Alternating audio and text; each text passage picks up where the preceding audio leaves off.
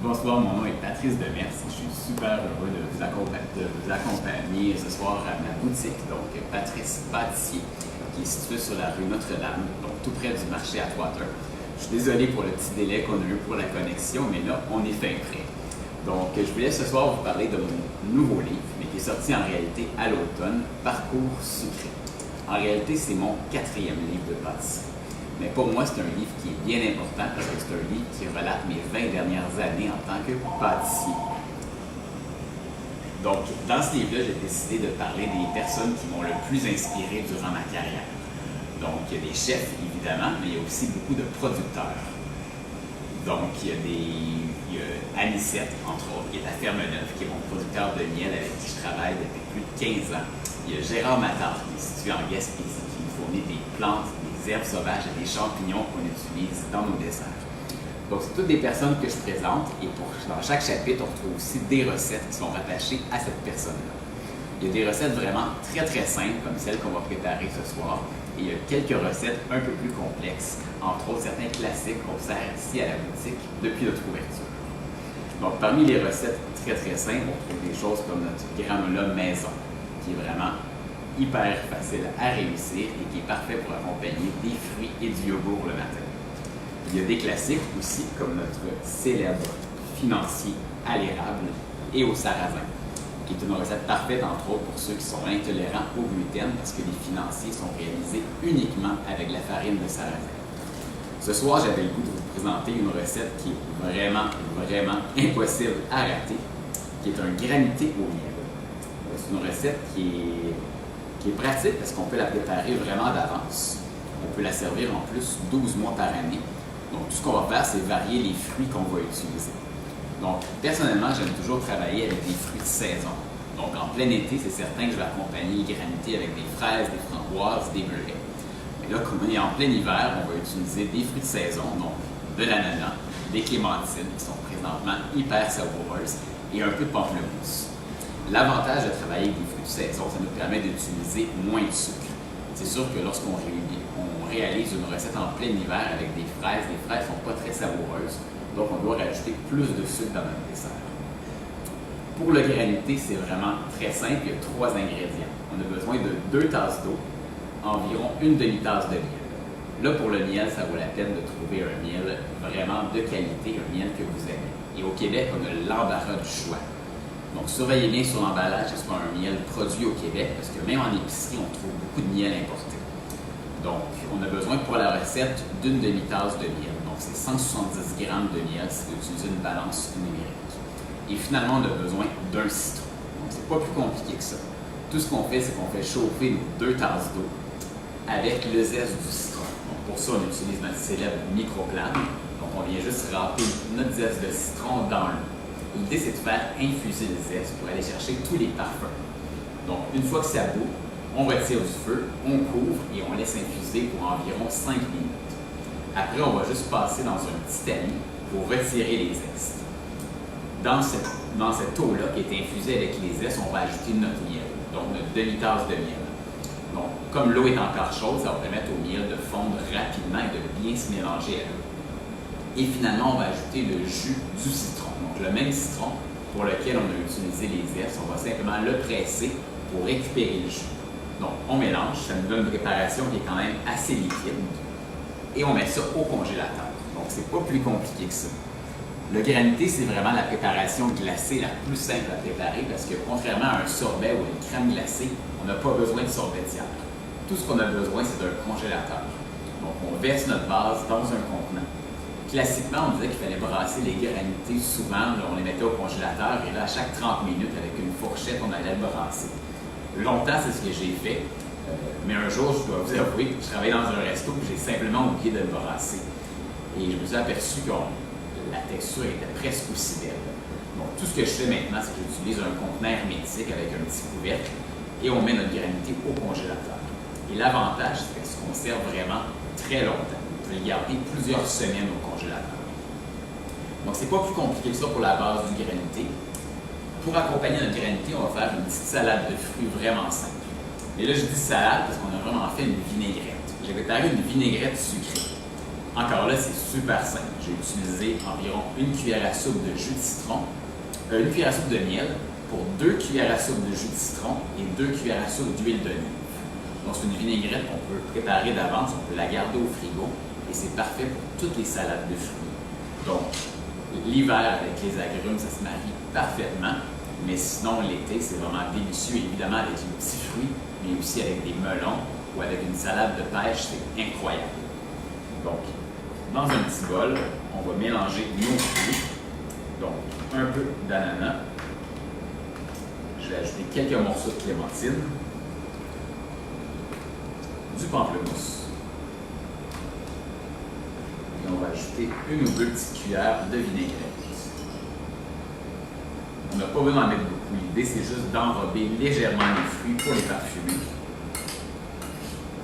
Donc, la vinaigrette va amener un tout petit peu de sucre grâce au miel, mais surtout le parfum d'huile d'olive et l'acidité du citron. Donc, j'ai déposé les fruits dans mon bol.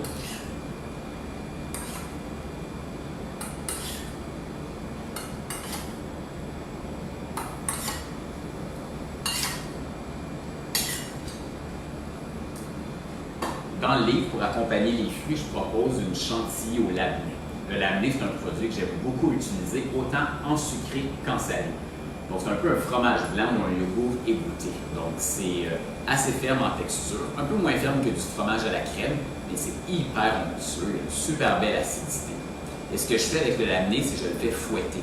Donc, je rajoute un tout petit peu de crème 35 et un peu de sucre, et je fais une crème qui est vraiment onctueuse, qui est parfaite si on veut accompagner les fruits. Si on veut quelque chose de plus léger, on peut simplement utiliser du yogourt. Donc, c'est ce que j'ai ce soir. Donc, yogourt grec, tout simplement. On en trouve maintenant plein sur le marché. Ici, on a un yogourt 2%. Je ne l'ai même pas sucré parce qu'avec les fruits et le granité, ça va être amplement suffisant. On a quelques herbes fraîches, donc j'ai un peu de menthe qu'on va venir déchirer en tout petits morceaux. Donc, quand j'utilise des herbes, c'est vraiment pour la saveur. Je ne suis pas un fan d'ajouter une feuille de menthe juste pour décorer un dessert.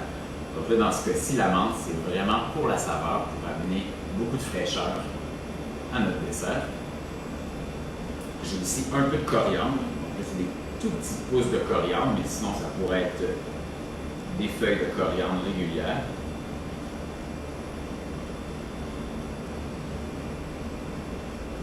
Et finalement, je vais aller juste chercher mon granité.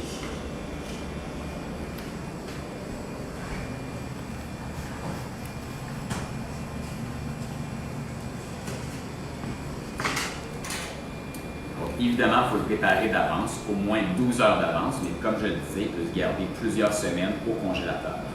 Vous voyez, celui-là, il n'a jamais été gratté. Et simplement avec une fourchette, on peut réussir super simplement à gratter notre granité, comme ça. Et on va venir en déposer sur nos fruits et sur le yogourt.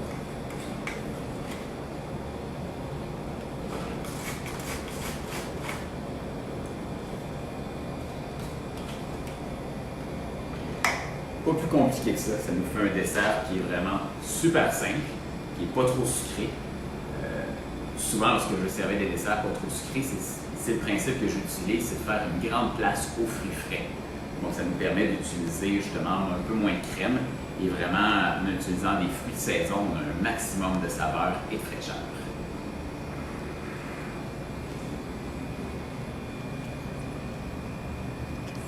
On va maintenant prendre quelques questions, si vous avez des questions sur le livre ou des questions sur la recette qu'on a réalisée.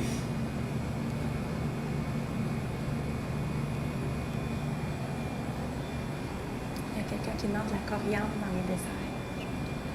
Donc la coriandre, c'est un des ingrédients que j'aime beaucoup utiliser en pâtisserie. Là, on l'a utilisé dans ce dessert-là, mais pour moi, c'est un ingrédient qui amène beaucoup de fraîcheur. C'est entre autres un des ingrédients de mon dessert vedette, qu'on appelle le verre. Donc, c'est une recette que vous allez aussi retrouver dans le livre. Donc, est un peu similaire à celle-là dans l'esprit qu'il y a un granité. Mais c'est un granité à la pomme verte qui est vraiment hyper frais, qu'on accompagne de dés de pommes vertes, encore là d'huile d'olive, mais aussi d'une crème au chocolat blanc et au yogourt. Et cette crème-là, c'est vraiment assez incroyable. Vous allez pouvoir trouver la recette dans le livre aussi. Puis on garnit finalement notre dessert vert avec de la coriandre. Est-ce qu'on peut remplacer le miel par du sirop d'érable? Oui, on pourrait remplacer le miel par du sirop d'érable aussi. Il faudrait juste changer un peu les proportions. Il faudrait utiliser un peu moins d'eau dans la recette si on la fait avec du sirop d'érable. Et avec le sirop d'érable, j'irais peut-être moins sur des herbes fraîches au niveau de l'infusion. J'irais plutôt sur des épices peut-être. On pourrait y aller avec un peu de gingembre frais. On pourrait y aller avec un petit peu de cannelle. Donc, ça nous ferait un granité qui serait donc au sirop d'érable, mais plus vers les épices, qui serait peut-être parfait pour accompagner un dessert à la pomme ou à la poire.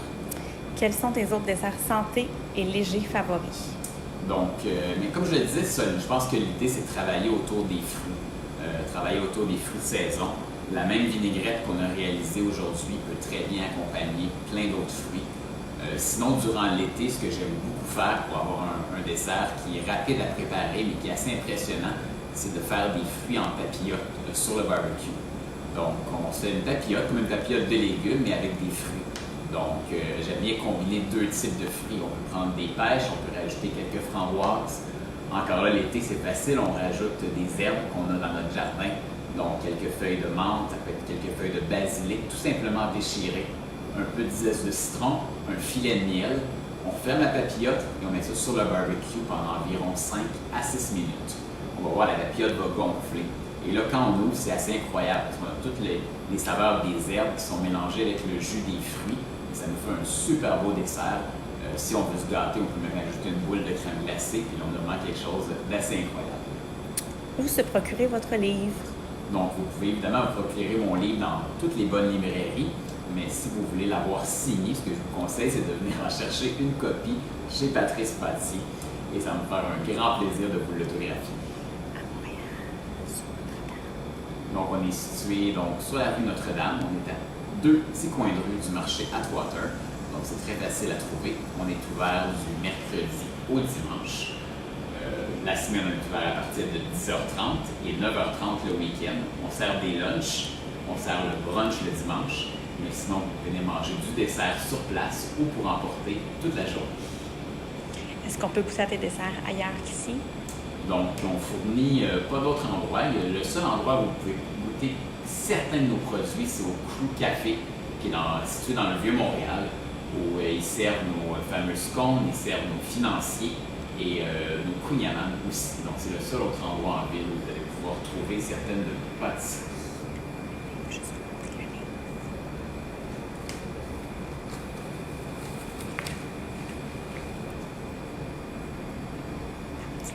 Donc, est-ce qu'il y avait d'autres questions? Mais je vous remercie infiniment d'avoir été présent. J'espère que vous avez apprécié la recette. N'hésitez pas, si vous passez par la boutique, ça va nous faire plaisir de vous rencontrer, de vous signer un livre, mais surtout de répondre à vos questions. Merci. Bonne fin de soirée.